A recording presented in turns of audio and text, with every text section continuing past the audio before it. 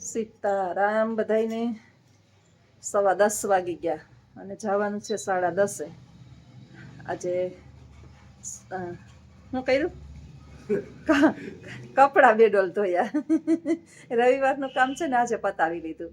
પછી કાલે દૈણા દરવાના છે. 2 દી કામ થોડું થોડું થાય. આજે છે મોડું જવાનું, 10:30 પહોંચવાનું છે ને 3:30 આવવાનું છે.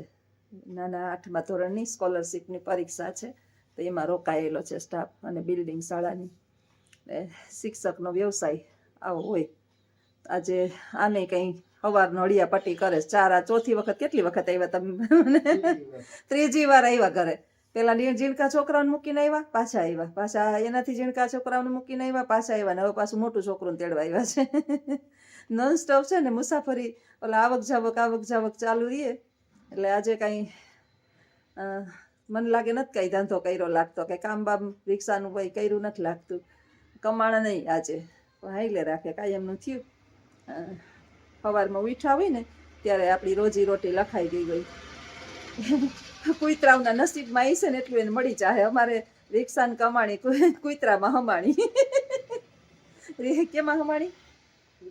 રિક્ષાની કમાણી કુતરામાં હમાણી. ઓલી સુરતની કમાણી સુરત શહેરમાં હમાણી, મુંબઈની કમાણી મુંબઈમાં હમાણી, એવું બધી કહેવત છે. એમ અમારે 4 જણા અમે કમાઈએ, છોકરા બેને હું અને એ. તો પછી ચોથો ભાગ તો કાઢવો જ પડે. એટલે થોડાક દવાખાનામાં ભગવાન ઓછું દેખાડે, બાકી તો કરમની સજા તો આપણે ભોગવવી જ પડે. કર્મે બધું, કર્મ વિના કર્મી ન થવાય. કહેવત છે કે કર્મણીય વાધિકા રસ્તે મા ફલેસુ કદાચન મા કર્મ ફલ હેતુર્ભુ સંગસ્તે કર્મણા. કઈ સમજાણું? અમારે ભગવદ્ ગીતાને દૂર દૂર સુધી લેવા નહીતર દેવા. આમ ખબર પડે પણ ભગવદ્ ગીતામાં ગુજરાતીમાં વાંચે તો, બાકી સંસ્કૃતના શ્લોકમાં કાંઈ ખબર ન પડે ને પાછી યાદ શક્તિ છે ઓછી, એટલે કાંઈ યાદ લગભગ રીએ નહીં. કર્મણીય વાધિકા રસ્તે, કર્મ કરવામાં જ તારો અધિકાર છે. ફલે મા ફલે શું કદાચન, કર્મના ફળમાં ક્યારેય નહીં. કર્મના ફળની અપેક્ષા રાખીએ ને તો કામને છોડનારો ન બન.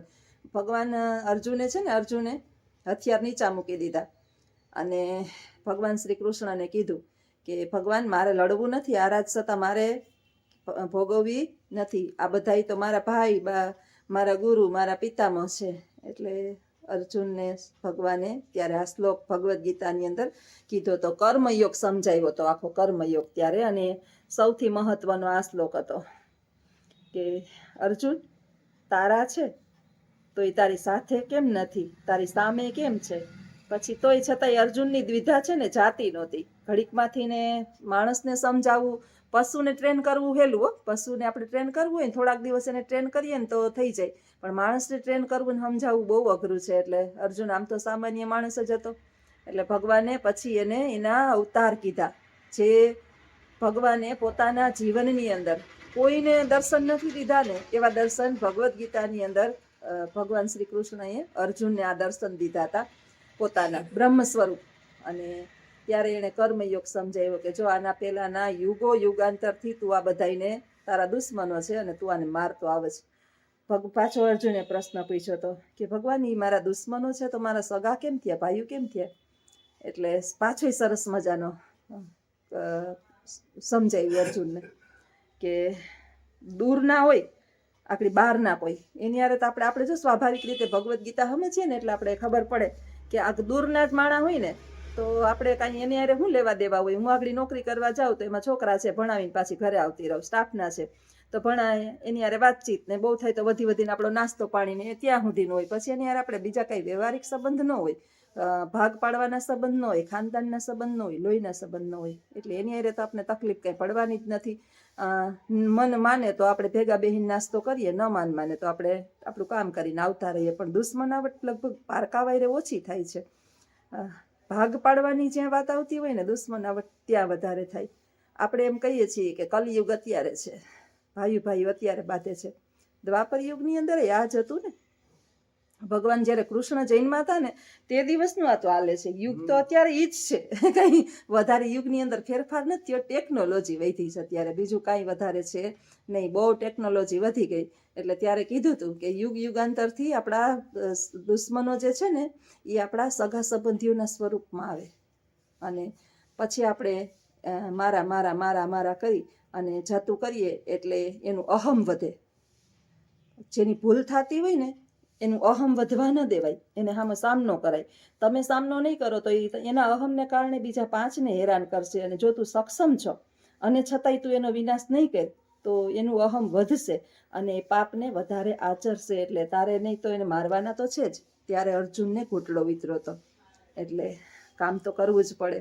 એ કામ એક સદગુરુ પાસે આટલી પ્રાર્થના કરું કે મને મારા કર્મ કરવા દેજો. હા, મનુષ્ય જે કરતું હોય એની સામે નજર નહીં કરો. તમે તમારા કર્મ કરો, ફળની અપેક્ષા રાખો નહીં. બસ એ કર્મમાં ધ્યાન રાખો ભાઈ. એનું ઉઠીને ચાલુ 4 વાગે ઉઠી જાય, ઉઠીને 5 વાગે ભાગતા થઈ જાય. ઘણી વાર હું એમ કહું કે શિયાળો છે, ઠંડી છે, 5 વાગ્યામાં હું કામ હોય 4 ત્યાં જઈને તો કે તો પછી મારે છે ને કૂતરાનું થાય નહીં. ઓલી શેરીમાં ઓલા કૂતરા રોતા હતા ને ઓલી શેરીમાં ઓલા કૂતરા ભીખા હતા ને વાહ કેટલા બધા ભીખા છે. એટલે પછી પાછું મારે કેવું પડે કે ઝાડવું ઉજેરવું હોય ને, ઝાડવું તો પાંદડે પાંદડે પાણી ન રેડાય, મૂળિયામાં રેડાય. હવે આખા ઈશ્વરે સૃષ્ટિ બનાવી છે, એ બધાને એની સજા તો મારા કિસ્મતમાં જેને દેવાનું છે એ તો મારી આગળ આવીને ઉભા જ રહી જાય છે. એને ખબર છે આપણી રિક્ષામાં રામધૂન ચાલુ હોય, સવારે રામધૂન નો અવાજ આવે, ત્યાંથી ગલીમાંથી કૂતરા સૂતા હોય, બેઠા હોય, ગમે ત્યાંથી રિક્ષા પાસે પૂગી આવે. એટલે દિવસે દિવસે વધતું જાય. ખોરાકી આવતી આવે જ રસ્તામાં છે. ભગવાને ભોજનની વ્યવસ્થા બધાની કરેલી છે. ઝાડ ઉપર બેઠેલા પક્ષીને ભગવાન પડવા દેતો નથી. આ અત્યારે પોષ મહિનો હાલે ને તો ઝાડવા ઉપર ખાસ બધાને વિનંતી કે ચણિયા બોર ને ઓલા નાના બોર ને એ ઢગલા ને ઢગલા ભગવાને આપ્યા છે. આપણા માટે નથી હો ભાઈ. થોડાક મન થાય તો મુઠ્ઠી વીણવાના, ખેરવાના નહીં. એને ઝાડીએ આ લાકડી લઈ અને હાલતા હાલતા મન થયું કે બહુ ઝાડવાનું આખું વૃક્ષ બોરનું ભર્યું છે, બોરડી આખી, તો હાલ ઠઠેરી નાખું તો કાચા ને પાકા ને બધા વ્યર્થ જાહે. આ વ્યર્થ જાહે ને એટલે પશુ પક્ષી એને ખાઈ નહીં હગે.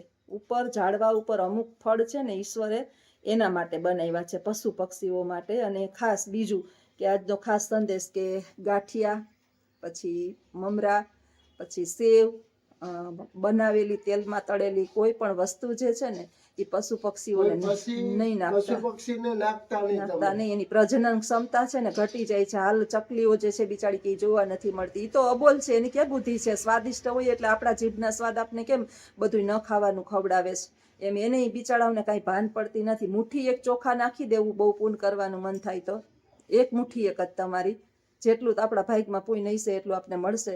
પણ ગાંઠિયા, પેલા છે સેવ, મમરા કે કાંઈ પણ એવી વસ્તુ, બનાવેલી વસ્તુ, તળેલી વસ્તુ તેલમાં, તમારી મહેરબાની, કોઈ પણ આપણે મન થાય બધા લગભગ તો કોઈ નાખતા ન હોય, સમજી ગયા છે તો નથી જ નાખતા. પણ આનાથી બહુ પક્ષીઓને નુકસાન થાય છે. આપણે કરીએ છીએ પુણ્ય, પણ આ અજાણતા આપણાથી એક પાપ થઈ જાય છે. આચરીએ છીએ કે એની જે ગર્ભધાન કરવાની શક્તિ છે ને એ બિચારાની કાયમી માટે નાશ પામે છે. એટલે એની પ્રજનન ક્ષમતા ઘટી જાય છે. પક્ષીઓ દિવસે દિવસે ઘટતા જાય છે. આપણી પ્રકૃતિ જે છે ને એનો વિનાશ ન થાય એના માટે પક્ષીઓ જરૂરી છે. ઈશ્વરે સર્જન કર્યું છે તો કાંઈક તો વિચારીને કર્યું છે ને. એટલે આપણે આ ન નાખીએ, ચણા નાખીએ, પેલા દાળિયા નાખીએ, પછી ઘઉં બાજરો કે ચોખા કે કાંઈ પણ એ હોય તો મુઠ્ઠી, ભલે ક્યાં આપણે પક્ષીઓ કહે છે કે કાયમ તમે મને 5-5 કિલા ચણ નાખો, બધાય મુઠ્ઠી મુઠ્ઠી નાખીએ તો ક્યાંક ને ક્યાંક પક્ષીઓને એના પૂરતું મળી જાય. પણ રાંધેલું કાંઈ તમારી વસ્તુ તમને જે મળે જ ઓલામાં રાહતના કૂપનમાં મળે, તમે વેચો એના કરતા આ થોડુંક કરતા જાઓ. પૈસા તો તમને કામ આવશે નહીં. રાહત આવે ન આવે એ તો હવે કુદરત જાણે છે. તો તમે જે વેચી નાખો એના બદલે તમે આ દાન પુણ્ય કરતા જાઓ, એ તમારા ભેરું આવશે. એટલી મારી પ્રભુ પાસે પ્રાર્થના કરું છું. ને મનુષ્યને એક અવતાર આપ્યો, પાછો તો આવશે ને એ તો ખબર જ છે આપણને. કઈ નહીં આવે, આપણા કર્મ પ્રમાણે બધા અવતાર આવે. એ આવે તો એ આપણે ખબર ન હોય ને કે આપણે આ ગયા અવતારમાં શું અર્જુનને કર્યું છે. સમજાયું તો આપણે ભગવાન સમજાવે છે કે તમારે માનવ દેહ પાછો જો તમને ગમતો હોય ને એમાં તમને રુચિ જાગી હોય પાછો એ દેહ લેવાની, તો સત્કર્મ કરો અને આગળ વધો. તો હાલો હવે મારે 5 મિનિટ જ બાકી રહીને શાળાએ પહોંચવાનું છે. આવજો બધાય. સીતારામ. આની વાતનું ખોટું લાગ્યું હોય તો માફ કરજો બધાય, પણ સત્ય હકીકત છે કે જાણતા અજાણતા આપણાથી પુણ્ય કરતા પાપ ન થઈ જાય એ બાબતની ખાસ કાળજી લઈએ. આવજો. સીતારામ.